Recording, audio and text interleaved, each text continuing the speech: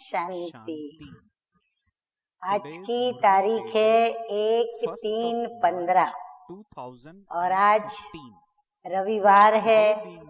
हम अपने प्राणेश्वर प्यारे प्यारे मीठे मीठे अव्यक्त मूर्तधारी अव्यक्त वतन निवासी अव्यक्त बाप दादा जो साकार में आकर हमें मुरली सुनाते हैं, तो हम रिवाइज कोर्स की मुरली सुनेंगे 5/2/79 79 की मुरली है, फरवरी मास की, और अव्यक्त बाप दादा की यह मुरली है। तो आज की ज्ञान मुरली का शीर्षक है मधुबन निवासियों के साथ बाप दादा की रूरिहान। अभी कोई भी भाई बहने ये न सोचे कि ये मुरली हमारे लिए नहीं है, ये तो मधुबन निवासियों के लिए है। नहीं, हम सभी का, ब्राह्मणों का भी एड्रेस क्या है? हम ब्राह्मण भी सभी मधुबन निवासी हैं। वो वहाँ पर समर्पित होकर के वहाँ सेवा करते हैं, और हम बच्चे अन्य स्थानों पर रह कर के और बाबा की समर्पित होकर के सेवा करते हैं। तो हम सभी मधुबन निवासी हैं। तो मुरली सुनते हैं। आज विशेष यादगार भूमि कौन कह रहा है? अब ये बाप दादा हम बच्चों को सुना रहे हैं कि आज विशेष यादगार भूमि। कौन सी यादगार भूमि? आबू पर्वत पर स्थित माउंट आबू में हमारा मधुबन, प्यारा मीठा मधुबन। तो ये यादगार भूमि जिसकी महिमा आज भी भक्त लोग कर रहे हैं, ऐसे महान भूमि व तीर्थ स्थान पर रहने वाले विशेष भाग्यशाली आत्माओं से मिलने आए हैं। जैसे भूमि समर्थ है, जिस भूमि में आने से अनेक आत्माओं का व्यर्थ समाप्त हो जाता है। निमित्त बाबा ने मधुबन निवासियों को बनाया है, परंतु मुरली हम सभी के प्रति है, और हम सभी भी अनुभव करते हैं कि जब हम इस यादगार भूमि पर, महान तीर्थ स्थान पर पहुंचते हैं, तो व्यर्थ सभी का समाप्त हो जाता है। और हम सभी, बाबा भी कहते हैं कि सब समर्थ बन जाते हैं। अनेक प्रकार के अनुभवों का खजाना हम सहज प्राप्त कर लेते हैं। ऐसी भूमि जिस द्वारा जो वरदान चाहे वह वरदान याद और भूमि के आधार से ही सहज ही पा सकते हैं। फिर भूमि की विशेषता क्या? कि इस भूमि पर स्वयं परमपिता परमात्मा, ब्रह्मा बाबा और शिव शक्तियाँ सभी का ये एक यादगार स्थान है। तो हमें उस यादगार स्थान से और फिर बाबा की याद से हम जो भी वरदान यहाँ पाना चाहें, हम बहुत सहज ही पा सकते हैं। तो ऐसी भूमि के निवासी स्वयं क्या होंगे? जहाँ हमें अनेक वरदानों की प्राप्ति होती है, जहाँ का वातावरण ही हमें वरदानों से भरपूर कर देता है। तो बाबा कहते हैं कि ऐसी भूमि पर जो निवास करते हैं वो तो क्या होंगे? भक्त लोग इस दिव्य भूमि के व श्रेष्ठ स्थान के दर्शन के लिए अब भी तड़पते रहते हैं। अब भी भक्त उस महान तीर्थ की यात्रा करने के लिए तड़पते रहते हैं, परंतु उनको ये पता नहीं कि ये महान तीर्थ कहाँ पर है और हमें कहाँ से ऐसे वरदान प्राप्त होंगे।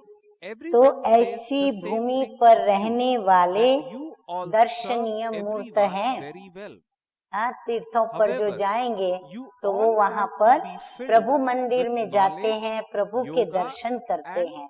तो बाबा भी पूछ रहे हैं कि इस भूमि पे रहने वाले सभी बाप दादा का दर्शन करा सकते हैं, बाप दादा को प्रत्यक्ष कर सकते हैं।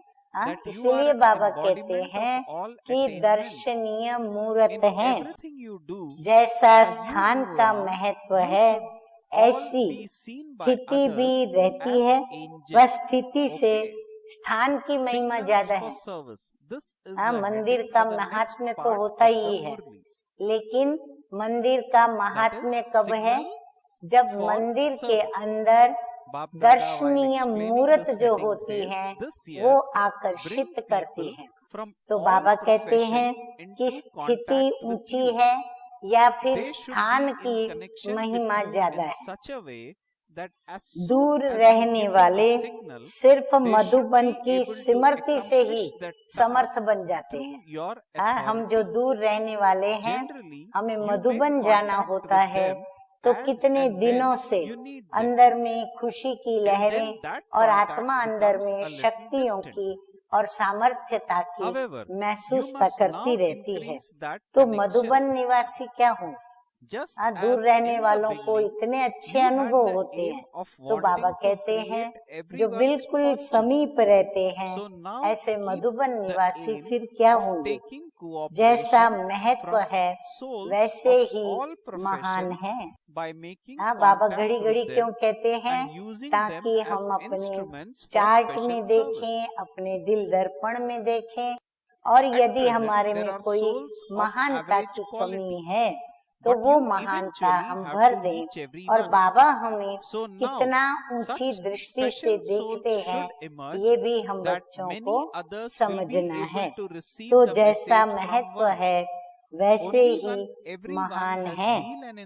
मधुबन स्थूल सूक्ष्म प्राप्तियों का भंडारा है। जब भंडारा होता है तो भंडारे में क्या होता है? अखूट होता है।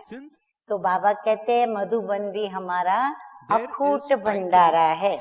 तो उसी अनुसार सभी अपनी स्पीड और स्टेज को श्रेष्ठ समझते हो, यानी सभी के पुरुषार्थ की स्पीड इतनी तेज, और जो स्टेज है वो भी बाबा कहते हैं अपनी स्थिति की स्टेज इतनी ऊंची समझते हो। मधुबन निवासियों को जो साधन है संग है, भूमि के महत्व का सहयोग है। सब गिनती करते जाए मधुबन निवासी कि एक तो जो भी साधन प्राप्त है, कोई कमी नहीं साधन की। फिर संग है। संग किसका? स्वयं परम पिता परमात्मा, जो कि सच्चित आनंद स्वरूप सत्यम शिवम सुंदरम है। तो सत्य का संग है। फिर भूमि के महत्व का सहयोग है। फिर भूमि भी महान तीर्थ समान है तो उसका भी सहयोग। वायुमंडल का सहज साधन है। वायुमंडल भी वहाँ पर यानी नैसर्गिक सुंदरता, और प्रकृति भी वहाँ पर बहुत ही अपना वातावरण स्वच्छ बनाए हुए है। तो इसीलिए वायुमंडल का भी सहज साधन है। उसी प्रमाण सभी सिद्धि स्वरूप हो। बाबा कहते हैं विधि सब विधियों पूर्वक वहाँ पर साधन प्राप्त है। तो फिर सभी सिद्धि स्वरूप सभी स्वयं को समझते हो या सिद्धि स्वरूप हो। वर्ष बीते, बाबा कहते कई वर्ष बीते, ये वर्ष भी बीत गया, नया वर्ष चालू हो गया और उसका भी मास पूरा हो गया। बाबा समय की गिनती बता रहे हैं। समय का महत्व बताते हुए बाबा बताते जा रहे हैं कि मास भी पूरा हो गया। एक मास की रिजल्ट में अनुभव क्या रहा? बाबा कहते हैं जो होमवर्क दिया था आप बच्चों ने वो किया, तो अभी 1 मास बीत गया, तो रिजल्ट क्या देख रहे हो? तो हर एक अपनी अपनी रिजल्ट को भी चेक करे। चढ़ती कला का अनुभव रहा, हाँ बाबा कहते प्रगति का ऐसा अनुभव रहा। चढ़ती कला माना स्थिति हमारी पहले से कुछ मात्रा में अधिक ऊंच बनी, तो ऐसी ऊंची स्थिति का, प्रगति का, चढ़ती कला का अनुभव रहा। हर कदम जमा करने वाला अर्थात समर्थ रहा। हाँ, जमा करना कैसे है? बाबा की याद से हमें कमाई करनी है, और हम ये कमाई जितनी करेंगे उतना हमारा जमा रहेगा। फिर वरदान देते हैं, दाता बन करके हम वरदान देंगे, सुख देंगे, शांति देंगे, हर एक के जीवन में पवित्रता लाएंगे। तो ये सब हमें करने का मौका मिला, तो हमने वो किया, तो बाबा कहते उससे भी कमाई जमा हुई। तो जमा करने वाला अर्थात समर्थ रहा, इतना जमा किया, और फिर बाबा को याद करने से सर्व शक्तियां भी प्राप्त होती है। तो फिर हम समर्थवान स्वयं को महसूस करते हैं। आगे बाबा कहते हैं स्वयं के प्रति और सर्व के प्रति विघ्न विनाशक रहे। हाँ, क्योंकि विघ्न तो जितना तेज पुरुषार्थ करेंगे, विघ्न भी तेज गति से आते हैं, और विघ्न न आवे ये तो हो ही नहीं सकता, क्योंकि हम यज्ञ में रहते हैं। और जहाँ जहाँ प्रजापिता ब्रह्मा बाबा के द्वारा शिव बाबा ने यज्ञ रचा, वहाँ तूफान न आए या असुरों के द्वारा अर्थात विषय विकारों के द्वारा विघ्न न पड़े, ये तो हो ही नहीं सकता। याद में बैठेंगे और ये विषय विकारों के, दे भान के अनेक अच्छे बुरे संकल्पों का तूफान आता है और जाता है। तो बाबा कहते हैं विघ्न विनाशक रहे। तूफान भले आवे, विघ्न भले आवे, परंतु उन विघ्नों पर विजय प्राप्त की, क्योंकि ये विघ्न हमें आगे बढ़ाने के लिए आते हैं। परीक्षा भी हमें आगे और स्थिति ऊंची बनाने के लिए आती है। तो विघ्न विनाशक रहे। जबकि समय समीप आ रहा है, तो चारों ही सब्जेक्ट में मार्क्स चाहिए। जैसे सेवा के लिए सभी के मुख से एक ही आवाज निकलता है कि सेवाधारी बहुत अच्छे। हाँ, जो भी मधुबन में जाते हैं वो सेवाधारियों की महिमा करते हैं कि भाई यहाँ हर एक सेवाधारी अपनी अपनी जिम्मेवारी अपने आप निभाते हैं, अपने आप कार्य करते हैं। कोई कहने वाला नहीं, कोई उनको डायरेक्शन देने वाला नहीं, फिर भी अपने समय पर अपने कार्य को वो पूरा करते हैं। तो ये देख करके उन्हें आश्चर्य लगता है, तो फिर वो महिमा करते हैं कि यहाँ सेवाधारी बहुत अच्छे हैं। वैसे ही ज्ञान, योग और धारणा युक्त भी हो, ऐसे ही ज्ञान मूर्त हो, यानी जो भी आवे उनको ज्ञान सुना सको। जैसे साकार में ब्रह्मा बाबा जब भी जहाँ भी जिस समय भी जाते थे, ब्रह्मा बाबा के सन्मुख हम उपस्थित हुए, माना बाबा के मुख से हम कोई न कोई महावाक्यों से अपनी झोली को भरते थे। कभी हम खाली हाथ बाबा के वहाँ से लौटते नहीं थे। तो ऐसा ज्ञान का सभी को भरपूर करते हैं। योग युक्त स्थिति है, और फिर धारणा भी अच्छी हो जो देख करके उनको प्रेरणा मिले। फिर आगे बाबा कहते हैं जैसे टोटल वायुमंडल में स्वर्ग का अनुभव करते हैं, वैसे व्यक्तिगत भी स्वर्ग वाले अर्थात सर्व प्राप्ति स्वरूप अनुभव करे। फिर बाबा कहते हैं जो भी वहां आवे वो टोटल वायुमंडल में क्या अनुभव करते हैं, हर एक के मुख से निकलता है कि हमने धरती पर स्वर्ग नाम सुना था पर स्वर्ग देखा नहीं था। आज हम यहाँ मधुबन में आकर के और स्वर्ग देख रहे हैं। मधुबन धरनी क्या देखते हैं, उन्हें स्वर्ग दिखाई पड़ता है। तो एक तो स्वर्ग का अनुभव करते हैं, ऐसे ही व्यक्तिगत वो स्वर्ग के निवासियों का भी अनुभव करते हैं। और फिर कैसा उनको लगता है, क्यों वो व्यक्तिगत उन व्यक्तियों को देख के स्वर्ग निवासी समझते, क्योंकि उनके पास सर्व प्राप्तियां हैं, कोई भी बात की वहाँ पर कमी नहीं है, तो प्राप्ति स्वरूप अनुभव करते हैं। तो बाबा कहते हैं आपको भी ऐसा बनना है जो आने वाले आपसे ऐसा अनुभव करे। चलते फिरते एक दो को फरिश्ता नजर आए। हाँ बाबा की देखो कितनी ऊंची बात है। बाबा कहते हैं जो भी देखे एक दो को कैसा दिखाई पड़े, यानी ये ब्राह्मणों की बात हो रही है।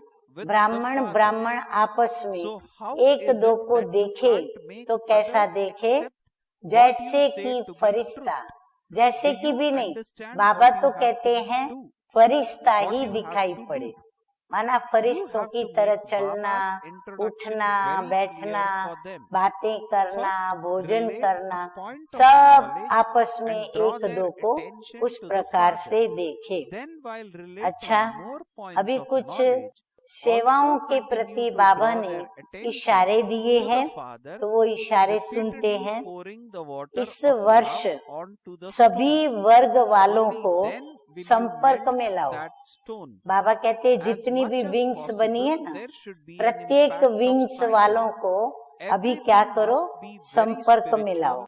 ऐसे संपर्क में हो जो अपनी अथॉरिटी से इशारा मिलते ही सब कार्य को संपन्न कर दे। खाली हमें इशारा उनको करना पड़े और वो कार्य करने को तैयार हो जाए और कार्य भी पूरा कर दे, इतना उनको तैयार करना है। समय पर संपर्क करते हो, बाद में संपर्क हल्का हो जाता है, अभी संपर्क बढ़ाओ।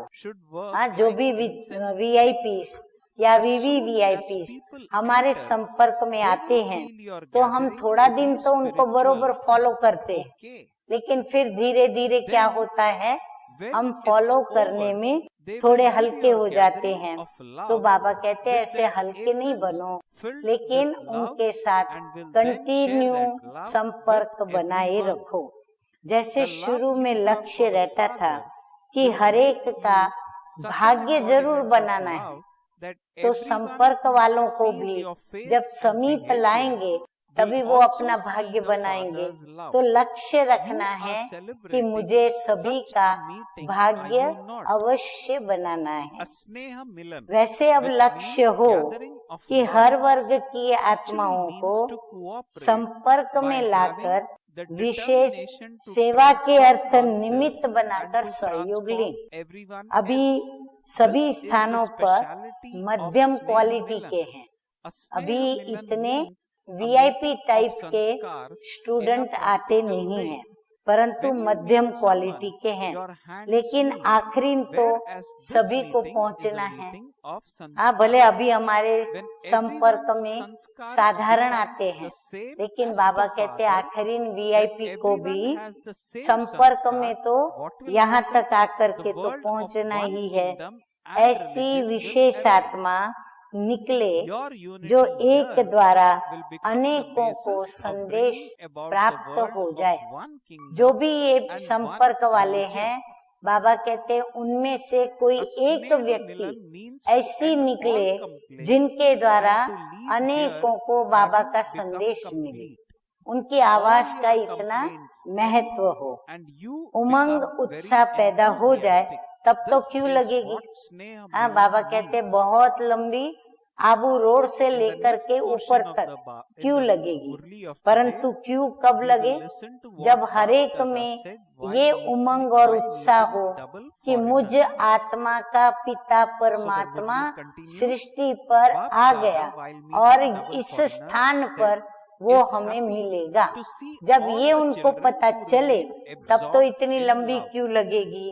तो इस वर्ष बाबा कहते हैं ये क्वालिटी की सर्विस होनी चाहिए। विश्व पिता का टाइटल है तो विश्व में तो वैरायटी चाहिए ना। हाँ, बाबा कहते जब मैं विश्व पिता हूँ तो जो भी विश्व के अंदर वैरायटी है क्वालिटी की, तो जो नया विश्व स्थापन हो रहा है वहां पर भी तो हमें वैरायटी चाहिए ना। तो यहाँ हम उन वैरायटी की सेवा करें। नास्तिक भी हो तो भी संपर्क में जरूर आए। हाँ, भले वो भगवान को नहीं मानता है लेकिन किसी न किसी रीति से, चाहे नैतिक मूल्यों को लेकर के, चाहे मेडिटेशन को लेकर के, चाहे सेवा को लेकर के, लेकिन वो हमारे संपर्क में जरूर आए। नई विश्व की स्थापना के लिए सब प्रकार के बीज चाहिए, तब विश्व कल्याणकारी बन सकेंगे। धर्म और राज्य के नेताएं भी इतना जरूर माने कि इन्हों का परिवर्तन और जो विधि है वो बहुत अच्छी है। बाबा कहते हैं राज्य के नेताएं भी और धर्म के नेताएं भी कम से कम इतना तो जरूर स्वीकार करें कि इन्हों के परिवर्तन कराने की जो विधि है वो बहुत अच्छी है और वो सत्य है, वो राइट है। धर्म नेताएं भी ऐसा ही अनुभव करें और फिर सहयोग में आएंगे। बाबा कहते जब ऐसा महसूस करेंगे ना तभी ये धर्म नेताएं, राज्य के नेताएं या अन्य वर्ग के नेताएं हमारी मदद करेंगे, सहयोगी बनेंगे। अब आगे मीठे मीठे बाप दादा का ध्यान टीचर्स की ओर गया तो बाबा ने टीचर्स के साथ मुलाकात करते हुए जो महावाक्य उच्चारण किए वो हम सुनेंगे। तो बाप दादा ने टीचर्स को कहा कि सभी टीचर्स विशेष सेवाधारी अर्थात बाप को अपनी वाणी द्वारा और कर्म द्वारा प्रत्यक्ष करने वाली हो ना। प्रत्यक्ष करना ही विशेष सेवाधारियों का कर्तव्य है। अब तक जो किया वो यथाशक्ति नंबरवार पुरुषार्थ अनुसार बहुत अच्छा किया, लेकिन अब तक रिजल्ट में आत्माओं को ये अनुभव कि ये महान आत्माएं हैं, महान जीवन वाली हैं, ये अनुभव कोई कोई आत्माओं ने किया और वर्णन भी करते हैं। लेकिन अब बाकी क्या रहा। हाँ, वैसे तो टीचर्स को देख करके ये महिमा तो करते हैं कि ये कोई महान आत्माएं हैं और महान इनका जीवन है, लेकिन बाबा कहते कि ये अनुभव सभी ने नहीं किया और जिन्होंने किया तो अब बाकी और क्या कर रह गया है। तो बाबा कहते हैं कि बाप ने जीवन बनाकर बच्चों को आगे किया, जीवन की महिमा करते रहते, लेकिन अभी बच्चों का कर्तव्य क्या है। हाँ, बाबा ने जीवन परिवर्तन करके सभी का जीवन तो बना दिया और उस जीवन की महिमा भी लोगों के मुख से निकल रही है, परंतु हम बच्चों का कर्तव्य क्या है। जो बाप बैकबोन है, गुप्त रूप में पार्ट बजा रहे हैं, तो बाप को प्रत्यक्ष करना है। सुनाने वालों को वो पहचानते हैं, लेकिन बनाने वाला अभी भी गुप्त है। हाँ, हम सुनाने वालों की तो महिमा कर लेते हैं कि ब्रह्मा कुमारियां बहुत अच्छी, उनका जीवन बहुत अच्छा, वो महान है, लेकिन किसने ऐसा जीवन बनाया। तो वो जो बनाने वाला है वो बाबा कहते अभी तक गुप्त है। अब बनाने वाले को प्रत्यक्ष करना अर्थात विजय का झंडा लहराना है। सभी टीचर्स बहनों ने ध्यान से ये बात नोट करके और धारणा करने का संकल्प किया, ऐसी सेवा करने का, ऐसी स्थिति बनाने का संकल्प लिया। अच्छा, आगे बाबा कहते हैं विशेष जिस समय स्टेज पर आते हो उस समय स्वयं भी बाप के स्नेह और प्राप्ति में लवलीन स्वरूप हो। जैसे लौकिक रीति से भी कोई किसके स्नेह में लवलीन होता है तो चेहरे से, नैनों से, वाणी से अनुभव होता है कि ये लवलीन है, ये आशिक है। ऐसे जब स्टेज पर आते हो तो जितना अपने अंदर बाप का स्नेह इमर्ज होगा उतना स्नेह का बाण औरों को भी स्नेह में घायल कर देगा। हाँ, तो बाबा कहते कभी भी स्टेज पर आके प्रवचन करो, चाहे किसी को समझाओ, तो अपना स्वरूप क्या हो, खुद भी लव में लीन हो, बाबा के लव में लीन हो। और ऐसे हम लव में लीन होकर ज्ञान के बाण चलाएं तो बाबा कहते हैं कि वो अवश्य ही उनको घायल करने वाला ही रहेगा। भाषण की लिंक सोचना, पॉइंट्स दोहराना, ये स्वरूप न हो, लेकिन स्नेह और प्राप्ति का संपन्न स्वरूप हो। मेरा भाषण अच्छा हो, मेरे भाषण की महिमा हो, ये नहीं, परंतु उसको स्नेह प्रभु के प्रति उत्पन्न हो जाए, ऐसा मेरा ज्ञान का स्नेहपूर्ण बाण हो जो उसको घायल करे। अथॉरिटी हो बोलने में, जिस चीज की अथॉरिटी होती है उनको सोचना नहीं पड़ता है, सोचा हुआ ही होता है। स्टेज पर आने के पहले मनन करके बुद्धि में पहले से ही टॉपिक का स्पष्टीकरण कर लेना चाहिए। बाबा कहते हैं ये पूर्व तैयारी, पॉइंट्स को सोचना, फिर पॉइंट्स को दोहराना या फिर जो कुछ भी सोचना है वो हमें पहले सोच लेना चाहिए, पूर्व तैयारी में वो होना चाहिए। तत्पश्चात जब स्टेज पर हैं और जिस क्षण बोलना हम चालू करते हैं, हमारी स्टेज और स्थिति क्या हो, बाप के लव में लवलीन हो। उस समय इस अटेंशन में नहीं रहना चाहिए। टॉपिक तैयार होगी तो टॉपिक की भी अथॉरिटी से ही बोलेंगे। अंदर में टॉपिक तैयार हो, टॉपिक तैयार हो माना सिर्फ एक ही टॉपिक नहीं कि मुझे शिवरात्रि का आध्यात्मिक रहस्य सुनाना है, नहीं, लेकिन मैं क्या बताऊं उसमें, तो नंबर वार मेरे पास जो भी मुझे उनको बताना है वो मनन किया हुआ होना चाहिए, तो वो अथॉरिटी से हम बोलेंगे। पॉइंट को ही सोचते रहेंगे तो अथॉरिटी अनुभव नहीं होगी, नेचुरल हो। जब नेचुरल कोई बोलता है ना तो वो अथॉरिटी से बोलता है। तो पहले स्नेह और प्राप्ति स्वरूप हो।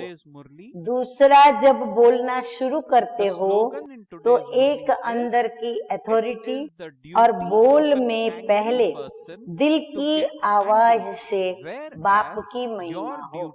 बाप की महिमा ऐसे करें जो हमारे जीवन के अंदर हमको प्रैक्टिकल में, अनुभव में आई है। रटी रटाई महिमा हमें नहीं करनी है। जैसे दिन है शिवरात्रि का, तो शिवरात्रि अर्थात बाप को प्रत्यक्ष करने का दिन, इसी को ही परमात्म बॉम कहा जाता है। जब स्नेह पूर्ण लव में लीन होके और जब हम अथॉरिटी से, अनुभव से बोल निकालते हैं तो बाबा कहते हैं उसको कहते हैं परमात्म बॉम, जो बाप को प्रत्यक्ष कर सकता है। जो अंदर में समाया हुआ हो वह लोगों को प्रत्यक्ष दिखाई दे, ये है बॉम्ब का फटना। हाँ, यदि हमारे अंदर क्या है वो अगर उन्होंने देखा, महसूस किया, इसका मतलब क्या हुआ? बॉम्ब फटा। जैसे बॉम्ब फटता है तो क्या करते हैं? सबको अग्नि में, वो बॉम्ब फटता है तो क्या करता है? सबको अग्नि में जला देता है। हाँ, बॉम्ब फटा माना अग्नि होती है और वो जला देता है। तो ये परमात्म बॉम्ब अर्थात स्नेह का बॉम्ब, संबंध जोड़ने का बॉम्ब, दिल की आवाज से महिमा करने का बॉम्ब, लगन में मगन की आग में सभी को हिला दे।